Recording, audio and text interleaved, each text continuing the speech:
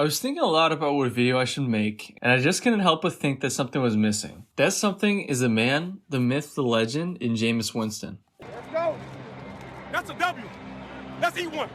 That's E1. That's a W. Everyone knows that Jameis won the Heisman and did his thing at Tampa Bay, but a whole lot of interceptions kept him from being a franchise quarterback there. But somehow he's only become more and more interesting ever since. Losing your job to the GOAT and Tom Brady after throwing for 5,000 yards, 30 touchdowns, and 30 picks is wild. And yet, it was somehow normal for Jameis. Back at Florida State, Jameis did all sorts of things that got him a bunch of attention. Whether it was a W, or the crab legs, or winning the Heisman on a national championship team, he was one hell of a character and destined to be one on the next level. One thing about Jameis is that he will air the hell out of that MFing ball no matter if it ends up in 5 picks or 5 touchdowns, which ultimately cost him the starting spot in Tampa, but it's also allowed him to keep getting opportunities. Following his time with the Bucs, injuries and quarterback battles with guys like Taysom Hill, Andy Dalton, and Derek Carr kept Jameis from becoming that guy with the Saints. And yet he was still a name that everyone knew and people could rally around because he's one of a kind. If you've ever heard any interview from Jameis, you know just how unique he is. But it's never been more at the forefront than what he's doing now in Cleveland.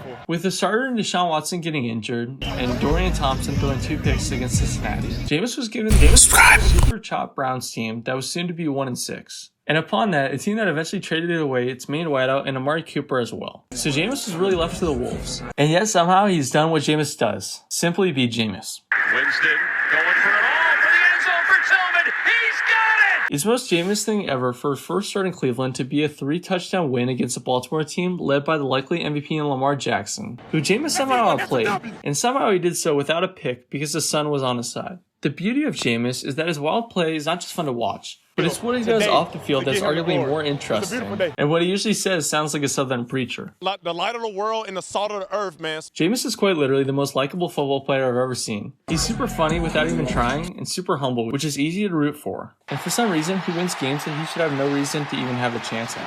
Anyways, following the huge win against Baltimore, in typical Jameis fashion, he tossed 3 picks against the Chargers in a rough loss. But that's just what you get with him. It's part of the magic. Fast forward a bit, and the week after, the Saints killed the Browns by 3 touchdowns. And yet, Jameis' stat line looked pretty great with nearly 400 and 2 touchdowns. But they just never stood a chance. A Cleveland defense that is usually pretty solid got torn to pieces by Carr, and especially Taysom Hill, along with the rest of the Saints. Condom. So Jameis' nearly 400 couldn't do anything to save them. And so it seemed like all hope was lost going into the following week against Pittsburgh. But alas, this is Jameis we're talking about. So you know some crazy stuff happened. Jameis to throw, has the ball, has time to throw, lofting, shooting, has it, caught it! Jameis played like a kid in the snow, made big plays even with a broken helmet, and then made some snow angels after the win against the dominant Steelers. For some reason, when it comes to the AFC North, Jameis plays like the guy that took his job at Tampa Bay, which is super funny considering how wild his career has already been to this point. And I'd say the fact that he's still starting is a testament to his work ethic and patience, because most players and people would have quit by now.